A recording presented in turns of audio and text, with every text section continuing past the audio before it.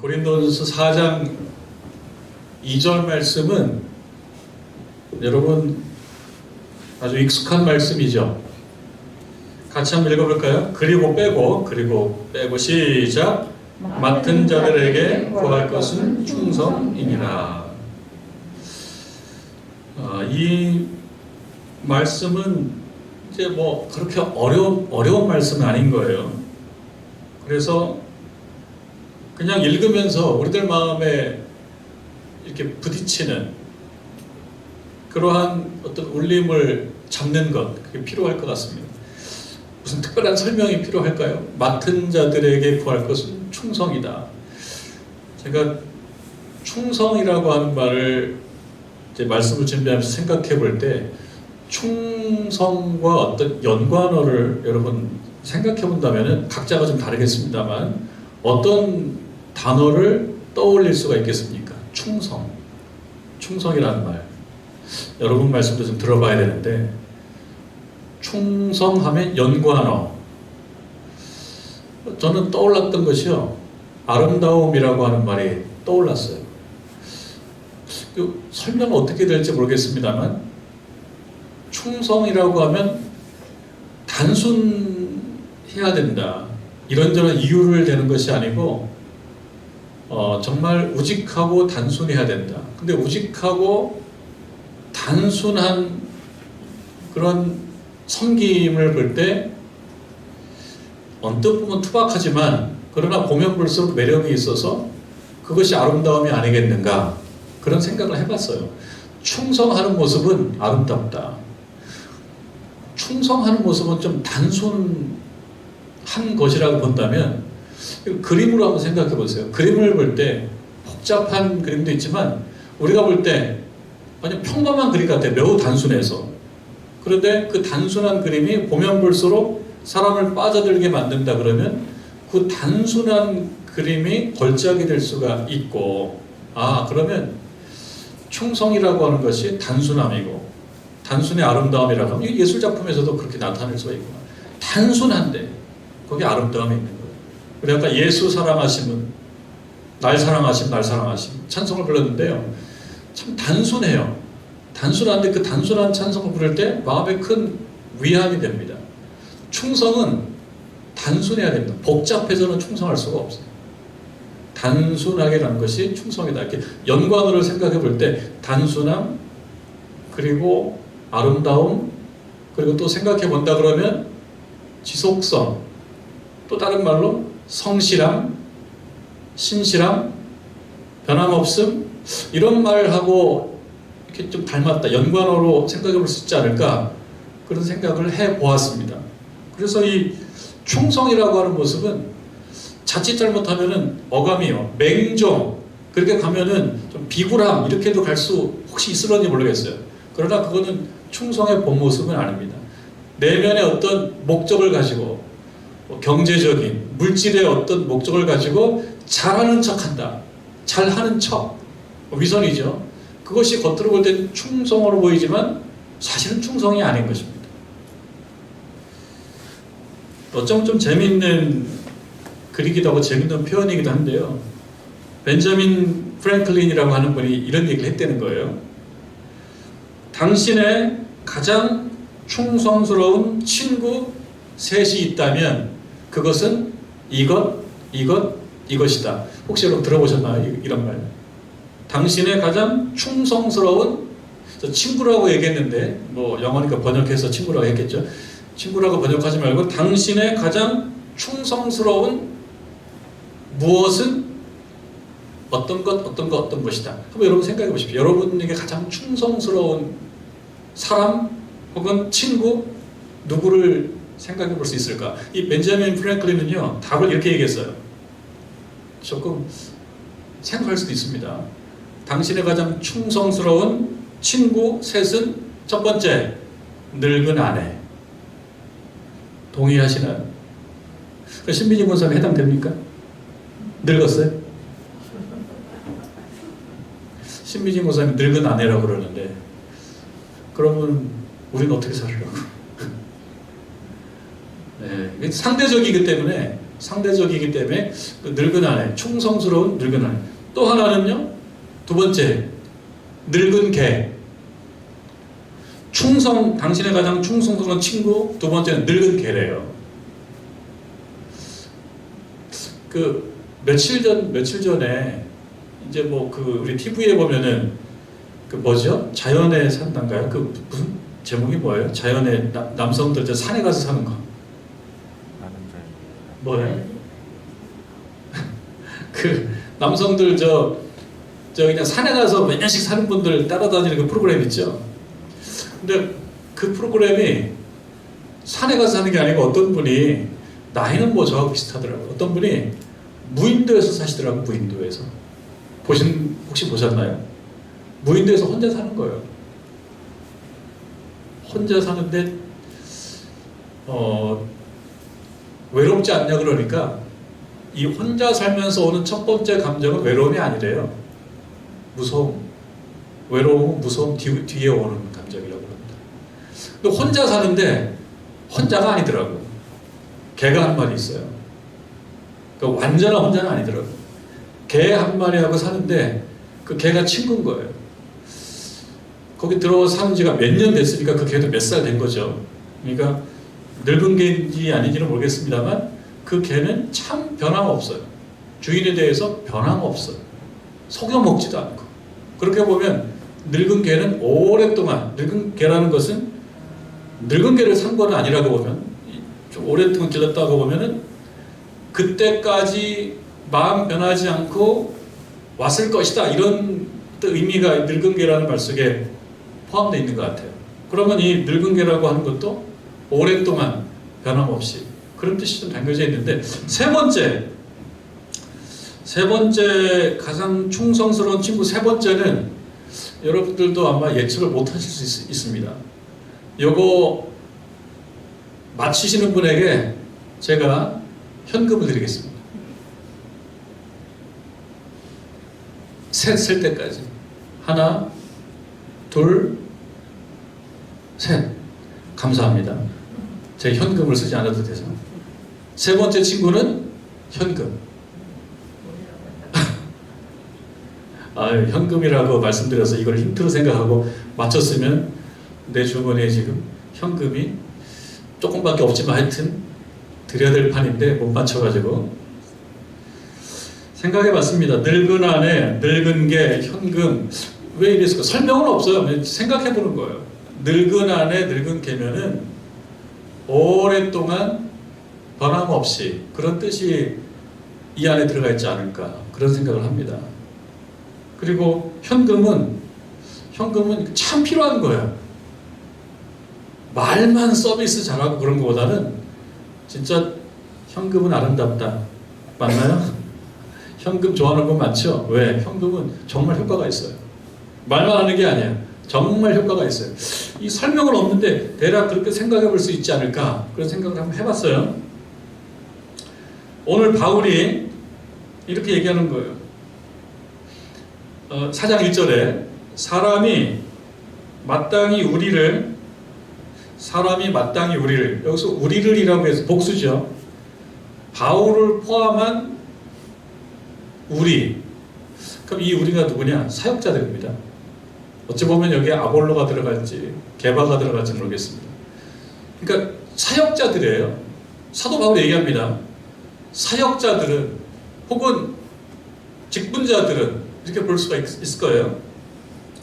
사람이 마땅히 우리를 그리스도의 일꾼이요 하나님의 비밀을 맡은 자로 여길지어다. 그리고 맡은 자들에게 구할 것은 충성이니, 이렇게 얘기했습니다. 사람들이 우리를 얘기할 때 칭찬해주고 훌륭한 사람이라고 얘기해주고 거기까지는 좋은데 우상시할 것까지는 없다. 사도 바울이 하는 얘기입니다. 나를 우상시할 것까지는 없다. 동일한 사람이고, 동일한 사람인데 어떤 면에서 다르냐? 충성하는 사람이다. 그리고 굳이 얘기하자면 일꾼이다. 근데 누구의 일꾼이냐? 그리스도의 일꾼이다.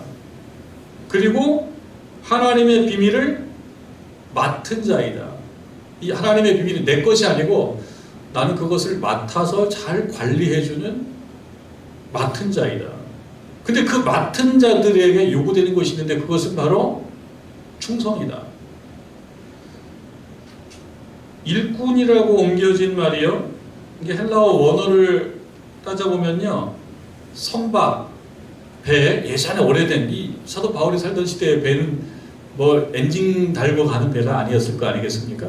배 밑에서 노젓는 사람들.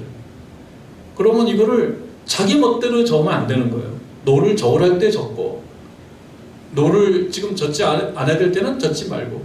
그러니까 앞에서 이끌어가는 사람 말을 잘 들어야 되는 거죠. 종이라는 말입니다. 자신의 생각이 중요한 것이 아니고 시키는 자의 생각이 중요한 자리. 그것이 바로 일꾼이다. 그런 겁니다. 또 맡은 자에게 구할 것은 충성이다라고 얘기했을 때 그 맡은 자는 이 말은 관리자이기도 하고요. 혹은 집사라고 얘기할 수도 있는데 예전에는 이제 규모가 좀 큰 집에 여러 일하는 사람들을 관리하는 그런 관리자. 오늘날로 얘기하자 그러면은 십장이라는 말 들어봐요. 십장. 발음이 조금 어감이 좋지 않지만 십장이라는 말 들어보셨어요? 말하자면은 그 건축 노무자들 여러 명들을 이끌어가는 사람들 십장이라는 말 써요. 그래서 제가 십장이라는 말을 이게 무슨 뜻인가 또 한번 찾아봤는데요. 한자로 사람인자에다 열십자가 들어가 있는 자더라고요. 십장, 십이라고 합니다. 그러니까 1에서 10은 10이죠. 10장이에요. 거기에 옆에가 사람인자, 열십자. 사람 한 10명쯤을 거느리는 사람, 이끌어가는 사람을 십장이다. 우리가 뭐 건축 노무자들 이렇게 조금 더 얘기하는데 뜻은 그러더라고요. 그러니까 오늘날 얘기하면은 그러든지 아니면 팀장쯤 된다. 그러니까 중간 관리자일 수도 있는. 그러니까 우리는 누구냐? 일꾼이기도 하고 또 한편 중간 관리자이기도 한다. 근데 이 사람들에게 요구되는 것은 무엇이냐? 이거는 충성이다. 우리가 처음에 얘기했던 그런 좀 재미있는 벤자민 프랭클린의 충성이라는 말하고 좀 관련을 시켜보면은 맡은 자들, 일꾼들에게 요구되는 것은 변함이 없어야 된다. 조금 열심히 하고 그만두는 거가 아니고요. 오랫동안. 그리고 내 생각이 중요한 것이 아니고 주인의 생각이 중요한 거예요. 말만 요라는 것이 아니고 실제로 효과가 있는 사람, 하나님께 유익한 사람, 그런 사람인 것입니다. 그런 충성스러운 사람 되는 것이 필요하다. 그래서 고린도 교회 이런 그 앞에 대표적인 사람을 두고 그 대표적인 사람들을 우상시하면서 우리는 그쪽 계열, 우리는 그쪽 노선 이렇게 했는데 그것이 아니다. 우리 그렇게까지 우상시할 거 없다. 나는 일꾼이다. 일꾼. 어떤 일꾼이냐? 그리스도의 일꾼이다. 충성스럽게, 성실하게, 지속적으로 변함없이 해야 되는 그런 일꾼이다. 어떤 여행가가 두바이를 여행을 하는 것을 봤어요. 두바이를 혹시 거쳐서 비행기에 거쳐가는 많은 비행기 갈아타는 데가 두바이이기도 하기 때문에 두바이를 거쳐가신 분도 혹시 있을지 모르겠어요. 저는 두바이를 아직 가보지 못했습니다. 근데 두바이 하면은 아랍에미리트 공화국이라 하거든요. 아랍에미리트 할 때 그 에미릿이라고 하는 그 말이 이제 이슬람권의 무슨 우리를 얘기하면 무슨 뭐라고 할까요? 무슨 왕, 조그만 지역 왕 이런 뜻이 그 안에 담겨져 있는 모양입니다. 그래서 아랍의 그 7개 토호국이라고 하는데 7개의 그런 조그만 나라들 연합인데요. 그 중에 제일 잘 사는 데가 두바이예요. 그 두바이는 우리가 가끔 TV로도 보는데 사막에 지은 말하자면 아주 정말 사막의 오아시스인 거예요. 건축물들이 막 크고 인공섬도 만들어 놓고 그리고 뭐 자동차도 굉장히 좋은 차들이 많고 그런 데가 이제 두바이입니다. 두바이 다 가보고 싶어 하죠. 거기도 인종들이 막 섞여 살고 있고 그 두바이를 여행을 하면서 아마 처음 갔던 모양이에요. 여성 2명이 아주 그냥 재밌어하더라고. 감동하더라고. 아우, 세상이 유럽보다 깨끗하다고. 유럽보다 더 깔끔하다고 막 재밌어해요. 그리고 이제 뭐 협찬을 받았는지 좋은 그런 호텔에서 이제 묵으면서 그렇게 두바이 관광을 며칠 하는 것을 보았는데, 어느 날 하룻밤 자고 이제 밖에 나갔다가 다시 이제 들어왔어요. 호텔로 들어왔어요. 그 호텔로 들어와서 깜짝 놀라는 거예요. 호텔 방에. 이제 저 영상으로 봤어요. 두바이의 5성급 호텔이니까 호텔 자체가 굉장히 좋은 호텔입니다. 근데 호텔이 좋아서가 아니라 들어와서 딱 보니까 자기들이 나갈 때 막 어지럽히고 나갔대요. 막 던져놓고 막 나갔는데, 들어와서 딱 봤는데 눈이 휘둥그레진 거예요. 왜 휘둥그러졌겠어요? 정리가 깨끗하게 되어 있는 거예요. 정리가. 그러면서 여성들이니까 화장품에 줄을 딱 맞춰놨더래요. 줄을 맞춰놓고. 그리고 신발 가지런하게. 그리고 하여튼 막 어지럽혔던 거, 빨래 이런 것들 다 깨끗하게 해놓고 했는데, 아쉬운 거 딱 하나. 냄새나는 양말 2쪽 막 딱 놓고, 나머지는 그냥 아주 줄을 다 맞춰서 각을 잡아놨더라는 거예요. 그걸 보면서, 야, 이게 5성급 호텔의 클래스인가? 그러면서 막 감탄을 하는 거예요. 그러면서 하는 말, 여유만 있다면 내가 살고 싶은 나라 1위, 첫 번째 두바이. 그렇게 얘기를 하더라고요. 그래서 이걸 보면서 뭘 생각했냐면, 두바이라는 나라가 이제 오일머니가 있는 거예요. 석유가 많이 나니까 돈이 많은 나라인데, 돈이 많은 나라기 때문에 그런가? 꼭 그런 건 아니란 말이죠. 돈만 다 많아서 되는 건 아니란 말이에요.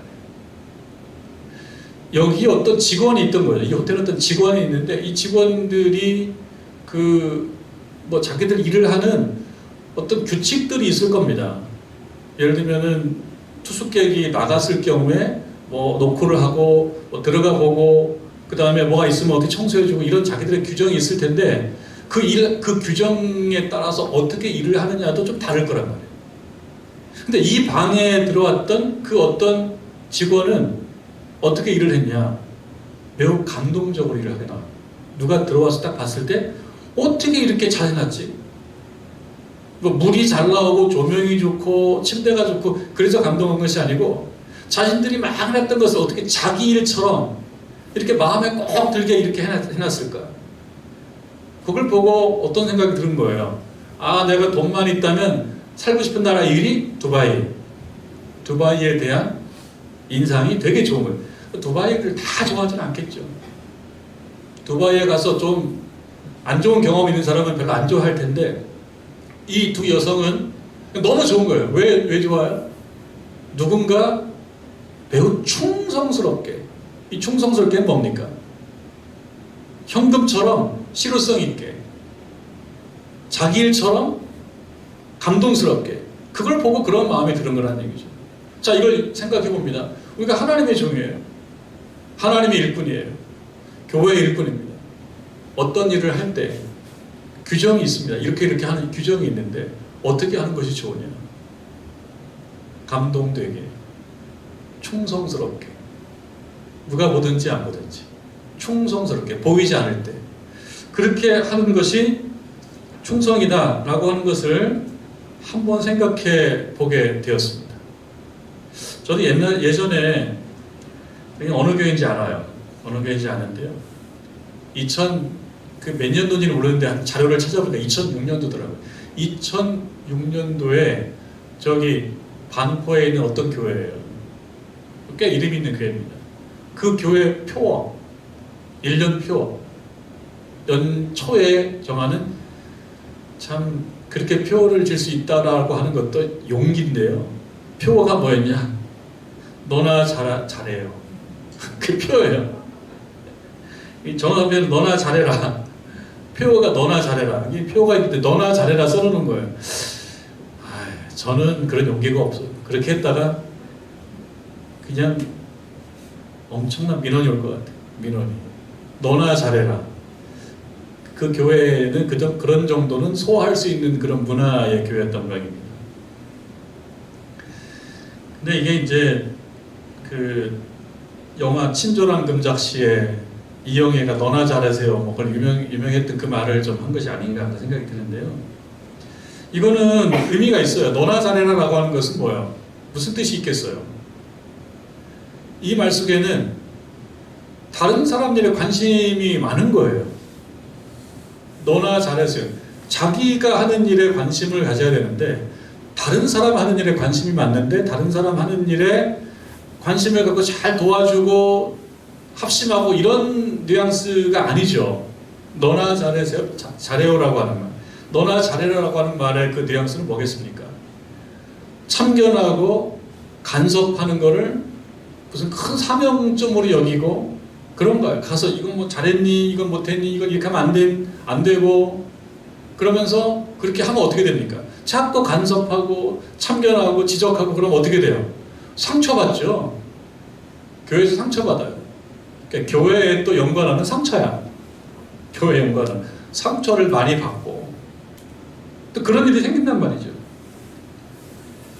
교회에서 직분자로서 자신의 일에 충실하고 최선을 다하는 것이 필요한 거지 남의 일에 대해서 감나라 배나라 그렇게 하면 어떻게 된다는 거예요? 상처를 받는다는 거예요.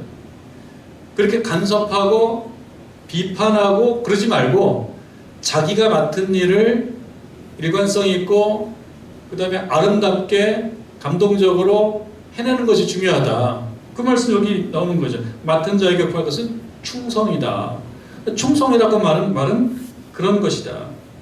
하나님의 교회의 일꾼이고 또 맡은 자인 직분자들 그들에게 요구되는 것은 다른 사람이 잘하고 못하고를 찾아가서 이거는 맞고 틀리고를 자꾸 얘기해서 어떤 분쟁과 또는 상처를 유발시키지 말고 자기 일을 잘해라. 그것도 한 번 잘하고 끝나는 것이 아니고 지속적으로 잘해라. 그런 말입니다. 우리가 하나님의 일을 맡은 사람입니다. 내가 무엇을 맡았는지, 내가 맡은 일을 충성스럽게 잘하고 있는지에 대해서 한번 자문해보고 생각해볼 일입니다. 한번 말씀드린 적이 있는데요. 저는 부족합니다. 저는 연약합니다. 그래서 그런 거죠. 저는 부족합니다. 저는 연약합니다. 그래서 못합니다.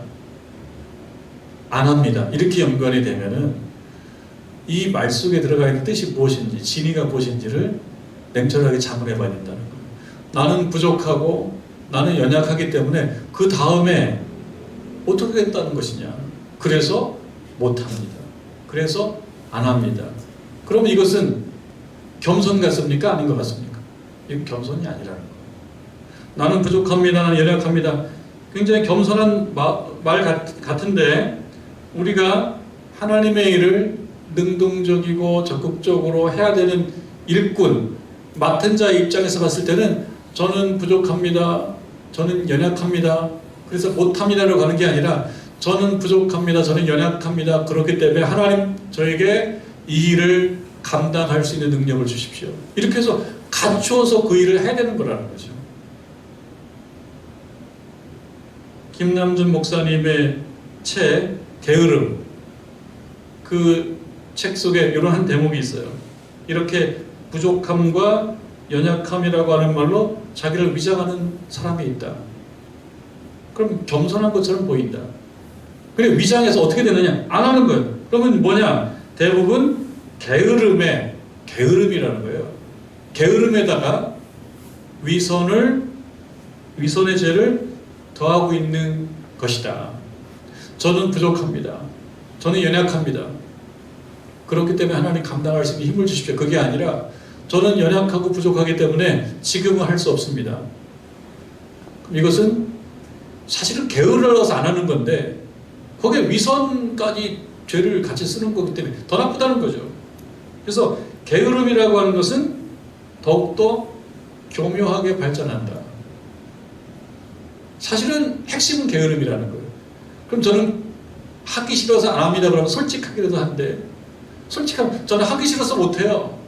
지금 저는 잠자고 싶어서 못해요. 그러면은 게으름이면 게으름이지만 거기에 위선은 아닌 거예요. 근데 우리가 어떻게 얘기할 수? 저는 연약합니다.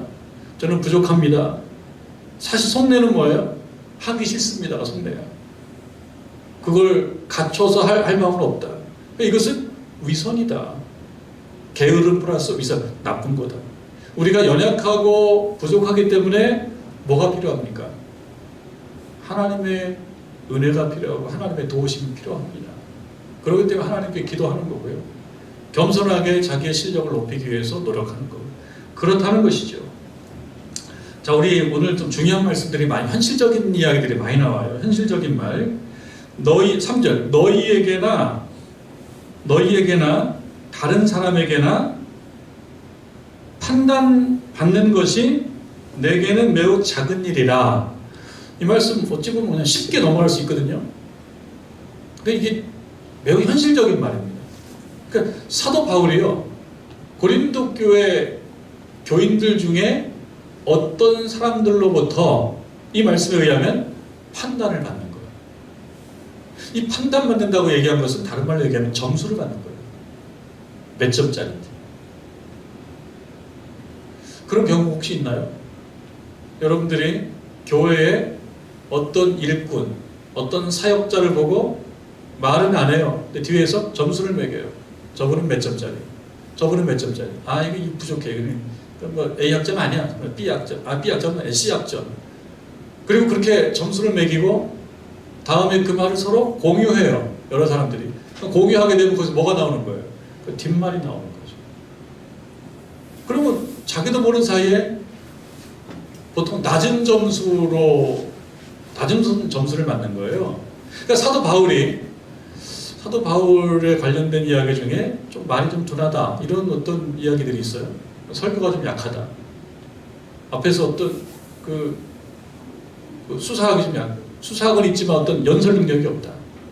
이런 어떤 불만, 이런 어떤 판단, 이런 걸 하는 사람들이 있었던 모양이고요. 사도 바울이 그걸 어떤 형식으로든 피드백을 받은 거예요.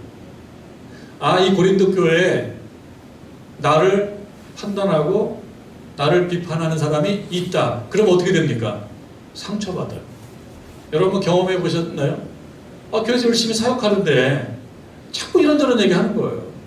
뭐가 못하고, 이건 뭐가 잘못됐고, 저렇게 하면 안 되고, 그런 얘기를 한번 들어보셨어요? 자기는 일도 안 하면서. 자기는 안 하는데, 그러니까 열심히 일하면 괜히 한 소리 들을 거니까 안 하는 거예요, 사람들이. 사도 바울도 그럴 수 있어요. 여기 보니까 너희에게나 다른 사람에게나 판단을 받는 거죠. 우리가 미뤄 짐작해보면 사도 바울이 판단을 받는 거예요. 그러니까 판단받는 것이 우리들에게 때때로 매우 큰 일입니다. 판단받기 때문에 어떻게 됩니까? 시험에 들어요. 교회에서 시험에 들어요. 그 시험에 들면 대체로 어떻게 되냐면 안 해, 이렇게 돼버려요. 이게 덕스럽지 못한 결과가 나온단 말이에요. 이게 큰 일이 되는 거예요. 이 일을 크게 확장이 되는 거죠. 사람들도 키우고 자기도 키우고. 그러니까 처음에는 선한 동기로 시작해요. 주의 일을 선하게 시작해요.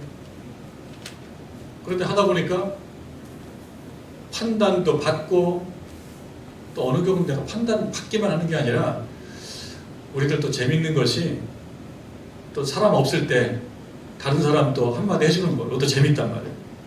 그런데 적절한 수준을 넘어서게 되면 그게 또 문제가 돼요. 그럼 거기서 뭐가 생깁니까? 오해가 생기고 상처가 생기고, 이 작은 일이 큰 일이 되거든요. 사도 바울도 그런 상황이야. 그런데 사도 바울이 뭐라고 얘기하냐면요, 여기서 우리가 하나 이건 좀 배워야 되는데요. 정말 배워야 되는데, 너희에게나 다른 사람에게나 판단받는 것이 내게는 어떤 일이라고요? 작은 일이라, 이렇게 생각할 수 있겠냐는 거죠. 이러지 못해가지고 문제가 생겨요. 그냥 보고 넘겨야 되는 것들이 있단 말이에요. 살다 보면 보고 넘겨야 되는 것들. 이걸 어떻게 설명해야 될지 모르겠습니다만 다 해당됩니다. 저런 다 해당되는데요. 판단받으면 마음이 상해요. 여기서 판단은 심판입니다.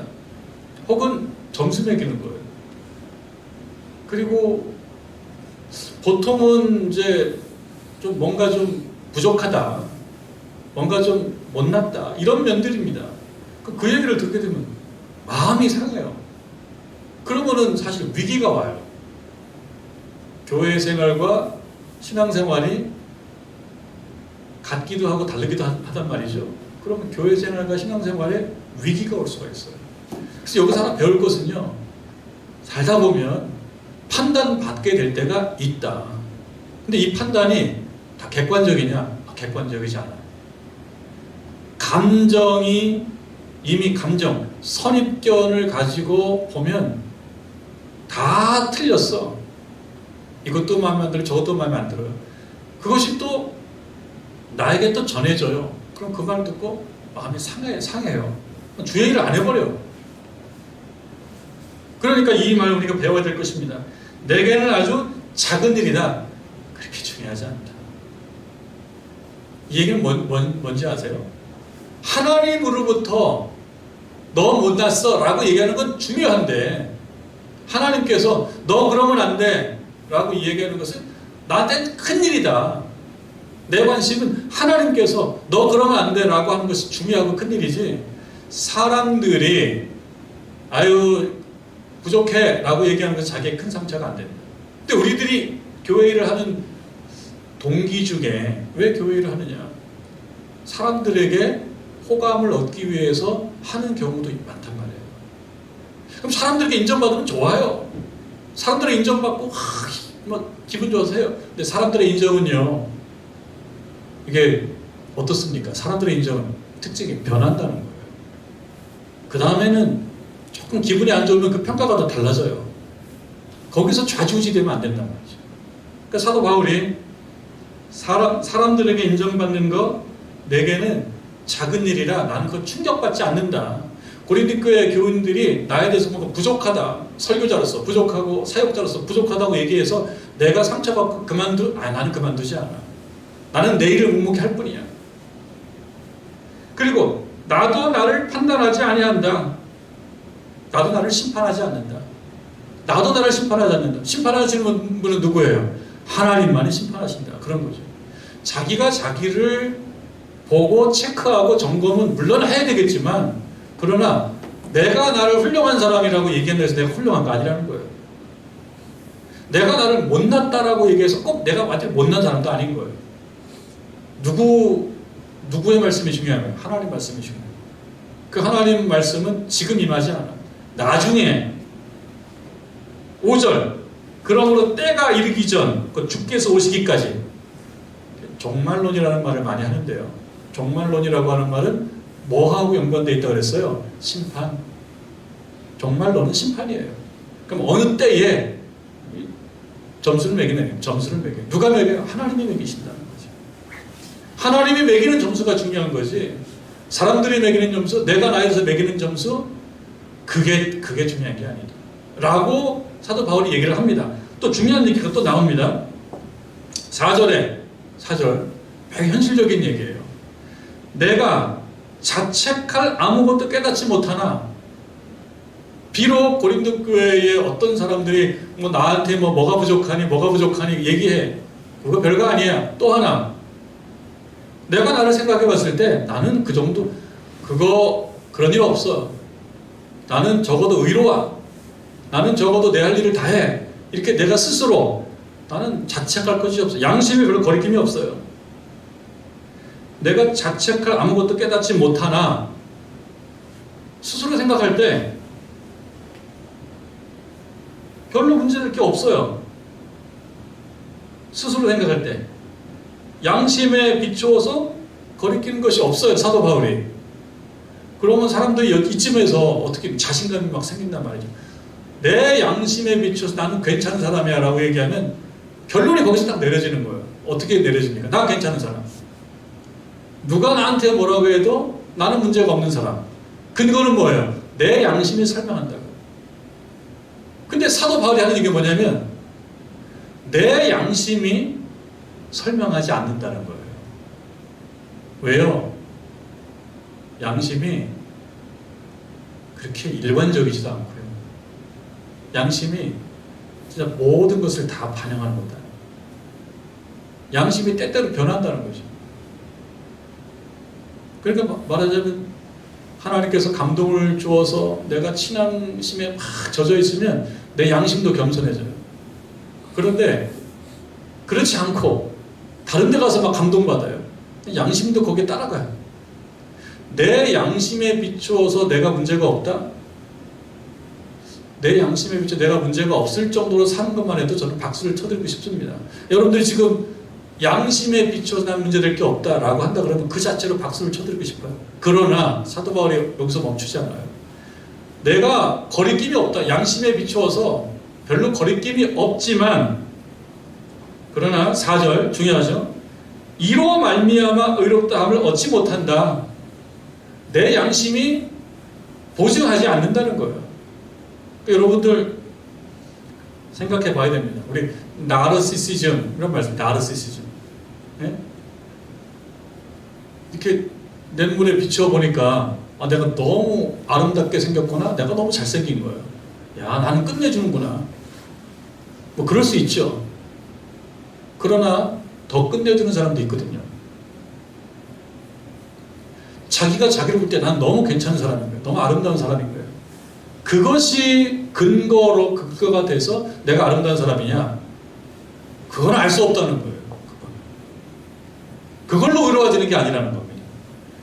내 양심에 비춰 내가 자책할 것이 없다 그래서 그것이 의로워지는 것이 아니고, 4절 다만 나를 심판하실 이는 주시다. 하나님께서 나를 판단하는 거지, 내가 나를 생각해 볼 때 내 양심에 거리낌 없어. 무서운 거란 말이죠. 확신에 찬 확신이라고 하는 건 우리가 살아가면서 참 필요한 것이기도 하지만, 정말 꼭 맞는 상황에서 확신을 하는 것이 중요한 거지, 확신이 곧 선은 아니라는 거죠. 양심적인 사람이라고 하는 것은 그 자체로 좋은 거지만 양심이 충돌도 한다고요. 서로 양심이 충돌해요. 양심이 다 똑같지가 않아요, 사람마다.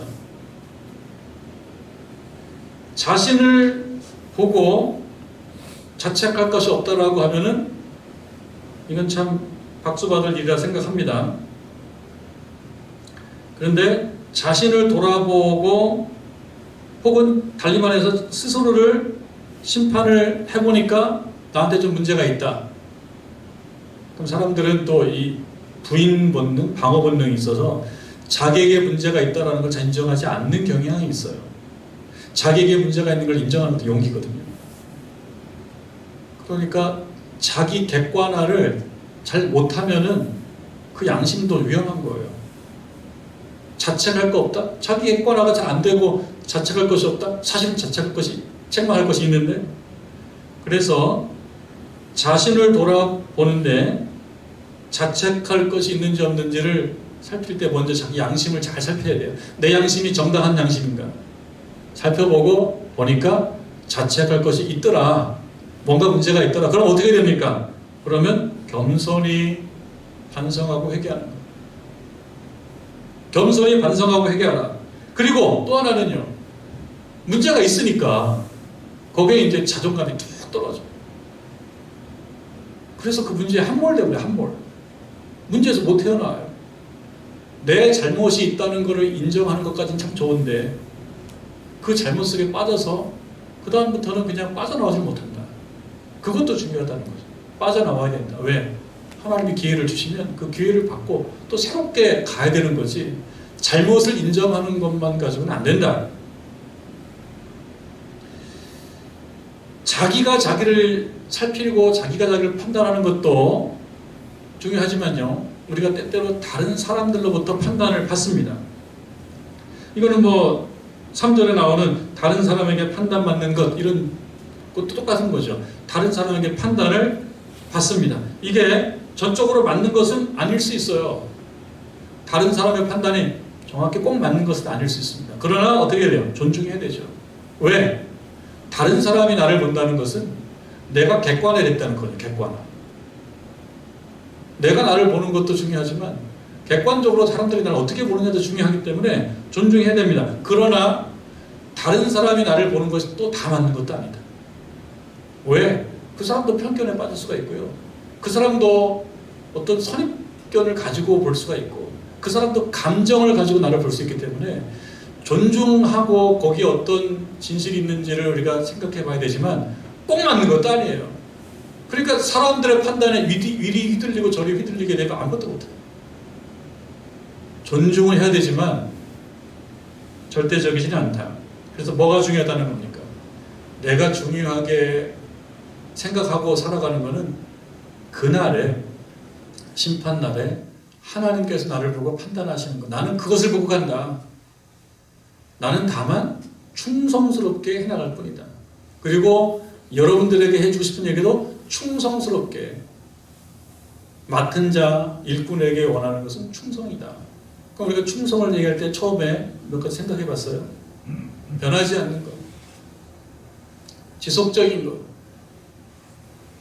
그리고 사람들에게 휘둘리지 않는 것, 또 사람들로 휘둘리지 않는 것. 누구를 의식하는 것? 내 주인이신 하나님을 의식하고 거기에 맞춰서 정말 두려움과 떨림으로 주님의 기대에 맞춰 사는 것. 그것이 충성스러운 종이라는 겁니다. 미리 판단하지 말아라. 여기 5절에 그러므로 때가 이르기 전 곧 주께서 오시기까지 아무것도 판단하지 말라. 그가 어둠에 감춘 것을 드러내고 마음의 뜻을 나타내실 것이다. 그때에 각 사람에게 하나님으로부터 칭찬이 있을 것이다. 그것을 기대하면서 오늘 나는 무엇을 맡았는지, 나는 연약하고 부족하기 때문에 아직은 아무것도 맡을 여유가 없고 능력이 없습니다. 이렇게 얘기하는 것은 그 속에 뭐가 들어가 있다는 겁니까? 게으름과 위선이 들어가 있다는 것을 아시고 여러분들께 맡긴 일이 있습니다. 하나님께서 맡긴 일이 있는데요. 이거를 사람에게 호감을 받으려고 하지 말고 하나님께 호감을 받고 하나님께 좋은 평가를 받기 위해서 2022년도에 진실되게 또 아름답게 지속적으로 잘 충성하며 나아가는 훌륭한 종들 다 되시기를 주님의 이름으로 축원합니다.